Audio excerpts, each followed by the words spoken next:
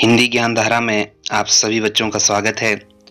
आज हिंदी ज्ञान धारा में हम वसंत भाग 3 पाठ 4 कविता दीवानों की हस्ती, जिसे भगवती चरण वर्मा द्वारा लिखा गया है, कविता का सार पढ़ेंगे।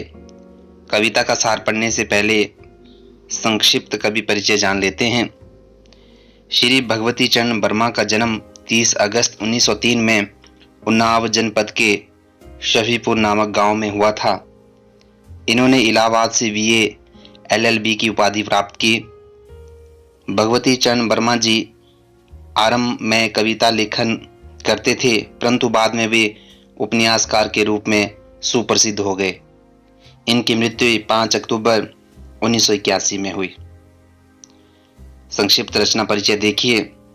उपन्यास, अपने खिलौने, पतन, चित्रलेखा, भूले बिसरे चित्र, वो फिर नहीं आई आदि, कहानी संग्रह में मेरी कहानियां, मोर्चाबंदी, कविता संग्रह मेरी कविताएं, इनके द्वारा रचित नाटक मेरे नाटक, वसीयत।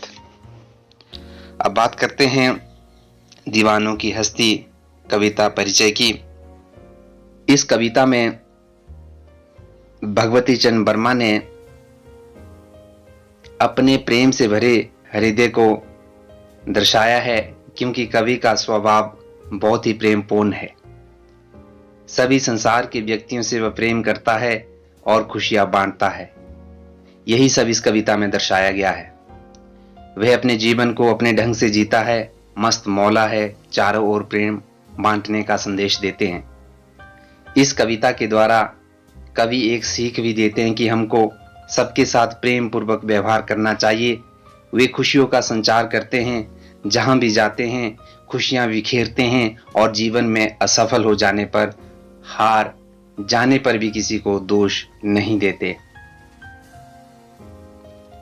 साथ ही साथ वे इस कविता में संदेश देते हैं कि हमें अपनी सफलता और असफलता का श्रेय स्वयं को देना चाहिए, क्योंकि अगर हम असफल होते हैं तो उसमें भी कहीं ना कहीं दोष हमारा ही होता है, किसी और का नहीं। और सफल होते हैं तो भी श्रेय हमारा ही होता है, क्योंकि मेहनत हमने ही की होती है।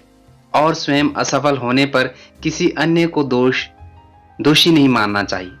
वे जब जीवन में कभी हार जाते हैं, असफल हो जाते हैं, इस सब का दोष किसी और को नहीं देते। यह इंसानियत की बहुत ही बड़ी बात है, जो कवि में इस कविता के माध्यम से देखी जा सकती है। इस कविता में कवि का मस्त मौला और बेफिक्री का स्वभाव दिखाया गया है। मस्त मौला स्वभाव का व्यक्ति जहां जाता है खुशियां फैलाता है। वह हर रूप में प्रसन्नता देने वाला है, चाहे वह खुशी हो या आंखों में आया आंसू हो। कवि बहते पानी रमते जोगी वाली कहावत के अनुसार एक जगह नहीं टिकते। वह कुछ यादें संसार को देकर और कुछ यादें लेकर अपने नए नए सफर पर चलते रहते हैं। वह सुख और दुख को समझकर एक भाव से स्वीकार करते हैं। कवि संसारिक नहीं है, वे दीवाने हैं। वह संसार के सभी बंधनों से मुक्त हैं, इसलिए संसार में कोई अपना कोई पराया नहीं है। जिस जीवन को उन्होंने खुद चुना है उससे वे प्रसन्न हैं और सदा चलते रहना चाहते हैं। ये तो था कविता का सार। अगले भाग में हम कविता की सप्रसंग सहित व्याख्या करेंगे। तो मिलते हैं हिंदी ज्ञान धारा की अगली वीडियो में। धन्यवाद।